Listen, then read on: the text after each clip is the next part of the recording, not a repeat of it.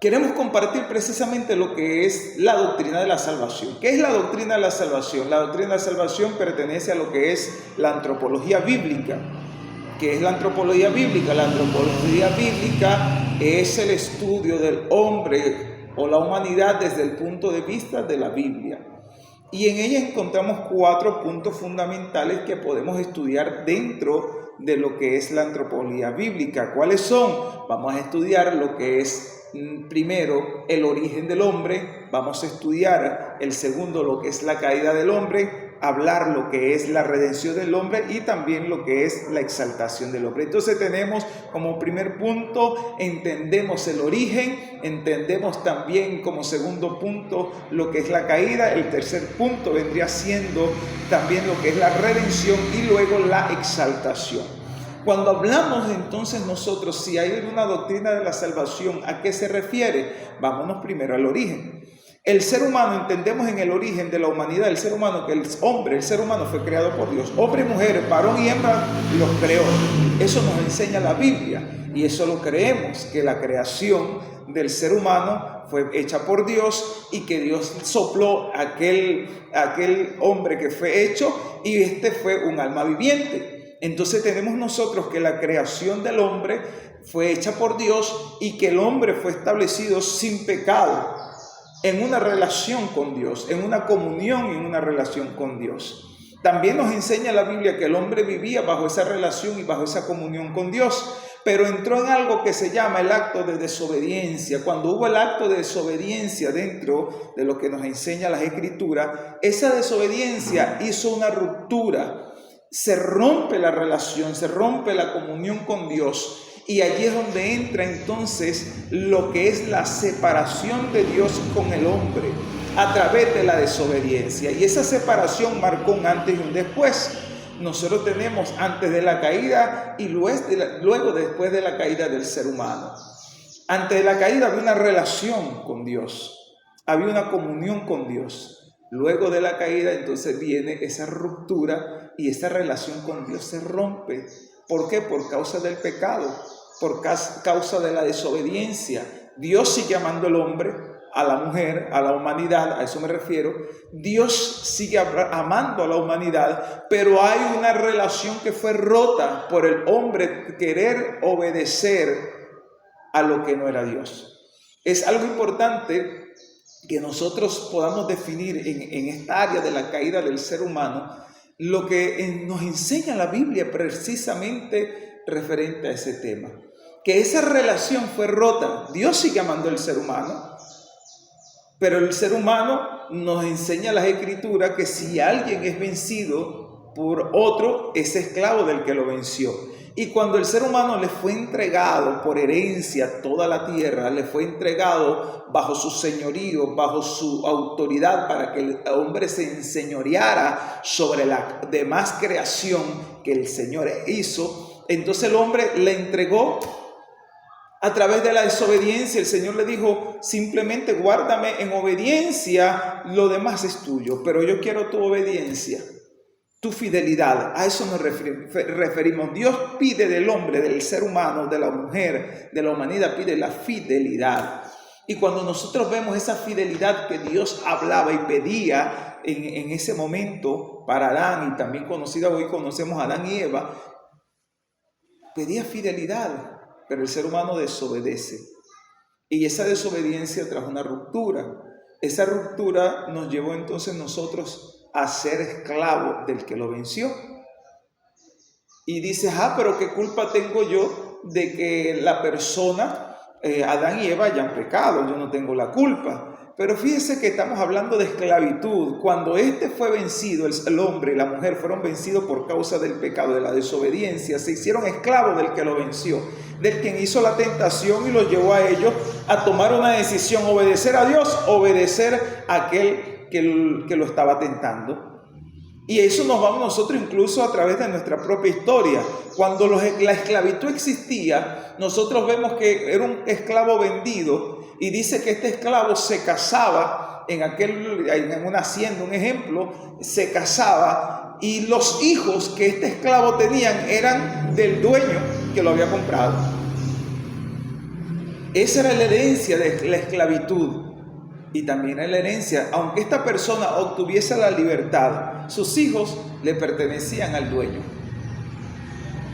que lo había comprado. Aunque él recibiera luego la libertad, sus hijos eran pertenencia de ese amo que él tuvo en un momento, si luego recibió la libertad. Así también nosotros tenemos la herencia de la esclavitud del pecado sobre nuestras vidas. A través de la caída hubo una herencia de la esclavitud del pecado. Pablo lo define hermosamente en el capítulo 7 del libro o la epístola a los Romanos. Nos habla de esa esclavitud que había. Y aunque él quería hacer lo bueno, no podía porque la ley del pecado moraba en él. Eso nos habla también Romanos 3:23, dice, por cuanto todos pecaron, están destituidos de la gloria de Dios. Todos pecaron, pero ¿por qué? La herencia del pecado que había dejado aquella pareja que decidió desobedecer a Dios. Se entregó en esclavitud. Ya había un señorío de esclavitud sobre él que lo obligaba, aunque quería hacer lo bueno, y allí nosotros vemos cómo la humanidad se fue pervirtiendo a través de los años. En toda la historia bíblica y la historia universal encontramos nosotros cómo la humanidad se ha pervertido y se ha alejado de Dios, y muchos se han hecho hasta dioses para desagradar o para tomar caminos que Dios nunca estableció. Entonces, desde allí nace lo que es el origen y caída del ser humano. Dios lo crea en un estado sin pecado, en obediencia y relación, comunión con Él, pero el hombre decide venderse al pecado, decide desobedecer, y en esa desobediencia se hace esclavo del que lo llevó a la tentación del pecado. Al hacerse esclavo, entonces la herencia de la esclavitud del pecado vino a ser parte de la humanidad. Así como hace un momento acabo de explicar, aquel esclavo que era vendido, todo, si se casaba o si tenía hijos, sus hijos no le pertenecían, sino le pertenecían a su amo, aunque él obtuviese luego la libertad. Así también nosotros en la esclavitud del pecado ya fuimos parte de esa herencia de esclavitud del pecado. Entonces el hombre no tenía la capacidad para llegar a Dios, el hombre no tenía la capacidad para justificarse. ¿Cómo se justificaba el hombre? ¿Cómo podíamos nosotros justificarnos? Si aunque queríamos hacer el bien no podíamos hacerlo, lo describe Pablo. Aunque quería hacer el bien, en mí que estaba el hacer el bien, pero no el hacerlo, porque la ley del pecado que moraba en él no le permitía hacer lo bueno. Entonces el hombre era incapaz de ser justificado delante de Dios, de ser justo, a eso me refiero. El hombre no tenía la capacidad de ser justo delante de Dios. Pero eso no fue algo que a Dios le salió a última hora. Dice que había, desde antes de la fundación del mundo, había un cordero inmolado. Ya Dios conocía la desobediencia del hombre. No es el tema del día de hoy, que por qué entonces Dios lo permitió, que Dios le dio al ser humano, cuando lo estableció en aquel lugar, le dijo, tienes la potestad de comer lo que tú desees sobre este huerto, pero te pido solamente no comas de aquel. O sea, el hombre tomó su decisión y así se hizo esclavo del pecado. Y esa esclavitud pasó de generación en generación. El salmista escribe en el Salmo 51, dice, en pecado en maldad me concibió mi madre y en pecado fui formado. En pecado fui formado y en maldad me concibió mi madre. Hablaba claramente del momento de la concepción. La naturaleza del pecado estaba en él. Desde el momento de la concepción del ser humano, hombre o mujer, la naturaleza del pecado está en él. Es una semilla que queda implantada. Entonces dice, en maldad fui formado y en pecado me concibió mi madre. Entonces la naturaleza o la semilla del pecado está allí desde el momento de la concepción.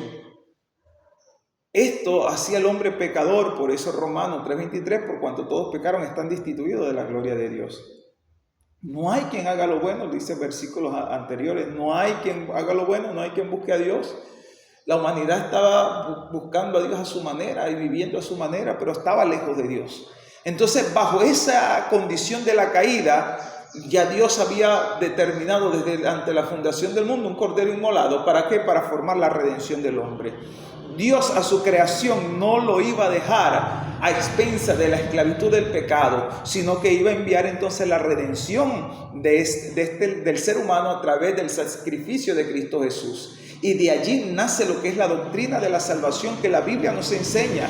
Dios, conociendo que el hombre no tenía la capacidad de libertar y de ser justo delante de su presencia por ser esclavo, no tenía la libertad de hacer lo que quería, sino del pecado que moraba en él. Entonces mandó a Jesús, mandó al Señor.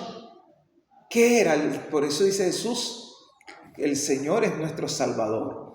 Vendría a salvar a su pueblo, vendría a salvar a la humanidad, esa humanidad que estaba bajo la esclavitud del yugo del pecado y de la muerte, porque habíamos sido vendidos al pecado. Y nos describe Pablo en la epístola a los Corintios capítulo 15, en sus versículos avanzados, nos habla que la ley que moraba del pecado o el poder de la muerte estaba en el pecado.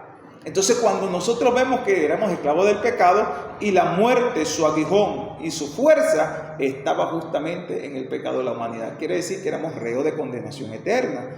Pero vino Cristo, el dador de la vida, como dice el cántico, ¿cierto? Es hermoso ese cántico. Pero viene Cristo a darnos la salvación del alma. La salvación, salvarnos. Entonces, cuando hablamos de la salvación, hablamos del estado donde Dios permite sacar al hombre, a la humanidad, y libertarlo a través de 3 etapas fundamentales que tiene la salvación. La primera parte es que todos somos culpables delante de Dios, lo acabamos de citar en varias ocasiones. Romanos 6:23 también dice que la paga del pecado es muerte. Entonces, cuando nosotros vemos el hombre está condenado, no tiene cómo justificarse delante de Dios, por eso está bajo condenación de pecado, y bajo la condenación del pecado está bajo la condenación de la muerte eterna. Eso es lo que nos enseña las Escrituras. Entonces viene el Señor, ofrece la salvación, y en esa salvación, dijimos, son 3 etapas fundamentales y maravillosas. La primera es la justificación. ¿Por qué? Porque Dios, cuando la persona cree en su corazón que Jesús es el Señor, confiesa con sus labios que el Señor le levantó de entre los muertos, está diciendo: yo creo que Jesús es el Hijo de Dios y es Dios. Y confieso con mi labio que Dios le levantó de entre los muertos. Para levantarse de entre los muertos tiene que haber creído que Cristo murió por sus pecados. Y esa es la justificación. Romanos 5:1, justificado pues por la fe, tenemos paz para con Dios. Y esto por medio de nuestro Señor Jesucristo. Entonces viene la justificación a través de la fe. Entonces la primera etapa de lo que nosotros conocemos como la doctrina de la salvación, la primera etapa es la justificación. Dios tiene que declarar al hombre, al ser humano, a la mujer, no culpable, porque al no ser culpable no hay condenación. En Apocalipsis capítulo 20 nos habla que en aquel momento fueron abiertos los libros y los hombres, los seres humanos, toda la humanidad iba a ser juzgada en el juicio del gran trono blanco, iba a ser juzgada por las cosas que están escritas en los libros. ¿Cierto? Exactamente. Todas las personas iban a ser juzgadas por las cosas que están escritas en los libros. En esos libros. Pero ¿qué estaba escrito en esos libros? Nos aclara un poco el apóstol Pablo en Colosenses capítulo 2, verso 14. Nos dice que el acta de los decretos que había contra nosotros los quitó de en medio y los clavó en la cruz. Quiere decir que el acta de los decretos, Dios anuló el acta de los decretos que había contra nosotros. Esos decretos que quizás son los que nos describe el libro de Apocalipsis capítulo 20. Esa acta de los decretos, del verso 11 en adelante, podemos leer un poco sobre este pasaje bíblico. Esa acta de los decretos que había contra nosotros, que nos era contraria, Dios la quitó de en medio y la clavó en la cruz en Cristo Jesús. Entonces, esa acta nos dice: ya no eres culpable, estás justificado. ¿Cómo?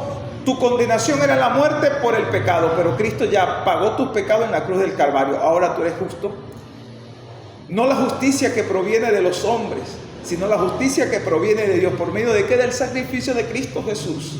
Entonces, cuando vemos esta doctrina de la salvación, maravilloso, Dios justifica. Dios primero dice: te voy a declarar no culpable, absuelto, una absolución completa de lo que es la condenación y la culpabilidad que tienes por causa del pecado. Y al no haber culpabilidad por causa del pecado, no hay la condenación eterna, que es la muerte.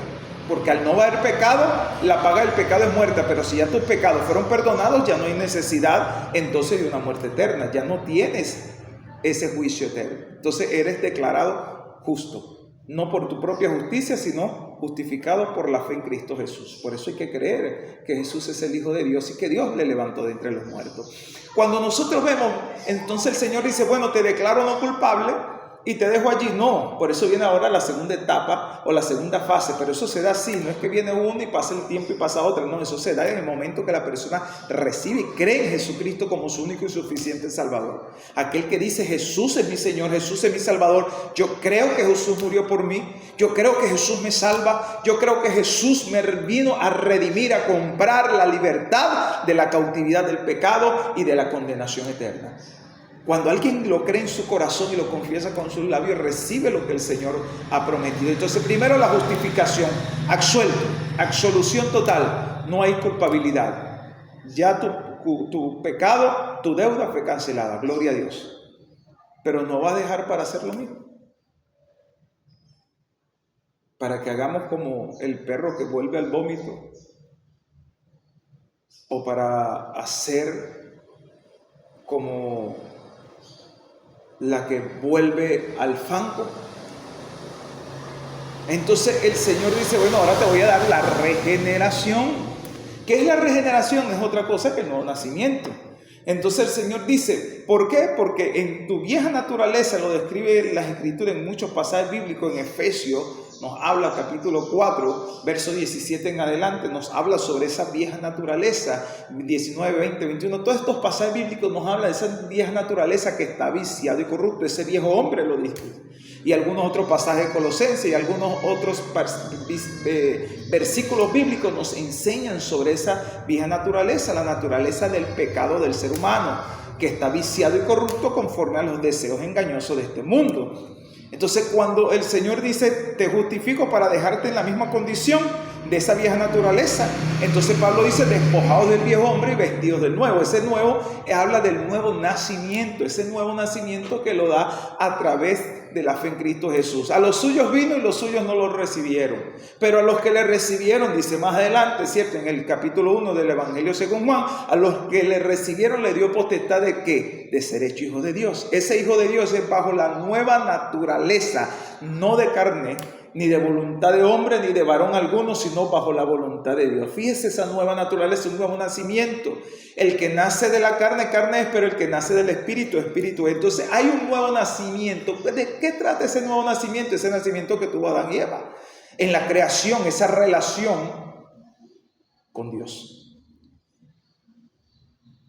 Y Dios dice ahora, hay un nuevo, en ti hay esa relación en el Espíritu que había entre Adán y Eva, conmigo, ahora la va a haber en ti también. Y viene esa nueva regeneración o ese nuevo nacimiento en nuestras vidas. Y por eso 5:17 de 2 Corintios dice, de modo que si alguno está en Cristo es nueva creación. Las cosas viejas han pasado y aquí todas son hechas nuevas. ¿Por qué? Porque nuestra mente, que estaba viciada y corrupta conforme a los deseos engañosos de la vieja naturaleza, ha quedado crucificado y sepultado juntamente con Cristo. Y entonces eso nos da a nosotros la maravillosa y la grandeza del gozo de entender que el Señor primero nos justifica y después nos dice, no te voy a perdonar para dejarte en el mismo lugar, te voy a sacar para una nueva naturaleza. Y por eso Romanos 8:1 dice, y no hay ninguna condenación para los que están en Cristo Jesús, los que no andan conforme a la carne, sino conforme al Espíritu. ¿Por qué? Porque la ley dice, donde el Señor nos ha libertado, es la ley del pecado que había sobre nosotros. Ahora tenemos una nueva ley en nuestra vida, que es la ley de vida en Cristo Jesús. ¿Cuál? La que nos ha entregado por medio de la justificación y la nueva regeneración en nuestras vidas. Había una condenación, pero ahora en Cristo Jesús no hay condenación. ¿Por qué? Porque no estamos bajo la carne, bajo la vieja naturaleza, sino ahora bajo la nueva naturaleza, que es la del Espíritu. ¿Cuál Espíritu? La relación de padre e hijo que hay entre Dios y nosotros. Y había una ley del pecado y Dios nos ha hecho libre de esa ley del pecado que estaba contra nosotros. Ahora nos ha dado la libertad porque ha puesto una nueva ley, que es la ley de vida en Cristo Jesús. Y esa es la nueva naturaleza, el nuevo hombre que ha sido revestido de nuevo, creado según Dios. Qué maravilloso, ¿cierto? Pero no es algo que el Señor nos deja allí. Entonces, cuando Dios nos regenera y nos da a nosotros un nuevo nacimiento, nos da una justificación, nos entrega la tercera fase de lo que es la salvación. La tercera fase de la salvación es hermosa también, maravillosa, y eso se da también. Eso no es que es prolongado, como lo dije hace un momento. Eso es enseguida, inmediatamente. Hay algo que se llama la santificación. La santificación también tiene dos etapas. ¿Cuáles? La primera es la santificación inmediata y la santificación progresiva. ¿Cuál es la santificación inmediata? Vamos a definir qué significa santificación, o vamos a definir qué significa ser santo. Cuando hablamos de ser santo, nos habla y nos enseña la Biblia que es aquel que es apartado y que es consagrado para Dios. La santificación tiene dos connotaciones importantes, que es la consagración y el ser apartado. El ser apartado y el ser consagrado. Entonces, cuando aceptamos a Cristo, somos apartados para Dios. Ya no le pertenecemos a las tinieblas, ahora le pertenecemos a la luz. Pedro lo dice, nos sacó de las tinieblas a su luz admirable, nos sacó de la oscuridad del pecado a la luz de la vida en Cristo Jesús, a la nueva vida, para andar, para no tropezar, porque estamos en luz, lo creemos, ¿cierto? Entonces, cuando nosotros vemos que la doctrina de la salvación nos habla de justificación, de regeneración, de lo que es la santificación, y está la santificación inmediata. Eso sucede como sucedió en el hombre, aquel que estaba crucificado junto al Señor, al lado del Señor. Acuérdate de mí cuando estés en tu reino. Y él dijo, de cierto te digo, y toda esa frase común y maravillosa de la salvación que recibe este hombre. ¿Qué le sucedió a este hombre? En el momento de una santificación inmediata, y el Señor dijo, ahora esto es mío, me pertenece. El enemigo no tiene poder ni potestad sobre esta alma. Eso es la santificación inmediata. En el momento que usted y yo recibimos a Cristo, somos santos. Cristo viene, nos vamos con Cristo. Partimos de esta tierra, nos vamos con Cristo. Eso es lo que nos enseña las Escrituras.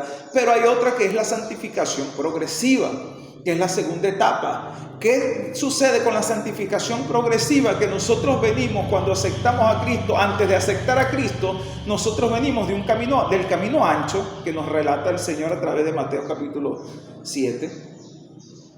El camino ancho y la puerta ancha y espaciosa, el camino ancho y espacioso, el camino que nos lleva a la perdición. Venimos de un camino donde tenemos mucha libertad para jugar en movimiento, pero cuando llegamos a Cristo, entonces necesitamos de este camino así comenzar a achicar hasta llegar al camino estrecho, a la puerta estrecha y al camino angosto. ¿Vemos? Entonces eso se llama santificación progresiva. Venimos de un camino ancho, espacioso, entrando por esas puertas que nadie se atoraba, todos podían pasar, pero ahora venimos a un camino, a un andar que necesitamos ir viendo cómo el Señor nos va reduciendo, nos reduce ese camino o esa puerta y nos la hace estrecha y nos la hace angosto. Llegará el momento donde caminaremos por el camino angosto y entraremos por la puerta estrecha. ¿Cuándo? Con la santificación progresiva. El que hurtaba ya no hurta más. El que odiaba ya no odiaba más. El que buscaba venganza ahora perdona. El que estaba bajo la ley o prisionero de los vicios ahora es libre. El Señor le abre su puerta y ya no. Entonces esa santificación progresiva se va dando en la transformación y la regeneración en nuestras vidas. Y entonces dentro de estos tres aspectos fundamentales de la salvación encontramos entonces lo que el Señor nos ha dado. Y eso no es para un grupo selecto. La salvación no es para un grupo específico, la salvación es para todos. El Señor vino a entregar su vida por la humanidad. Hay que entenderlo, para ti, para mí.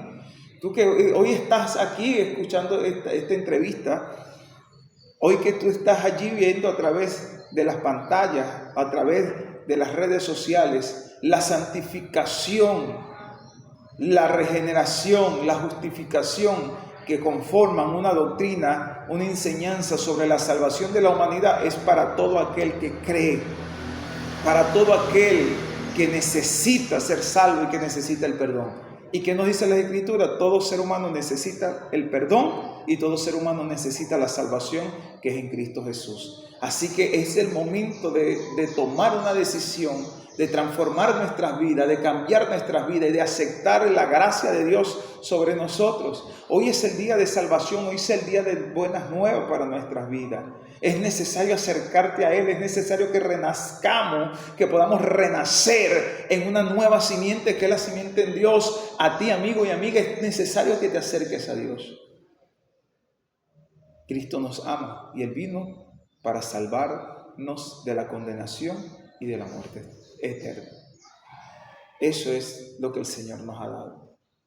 Entonces, cuando nosotros vemos todas estas cosas,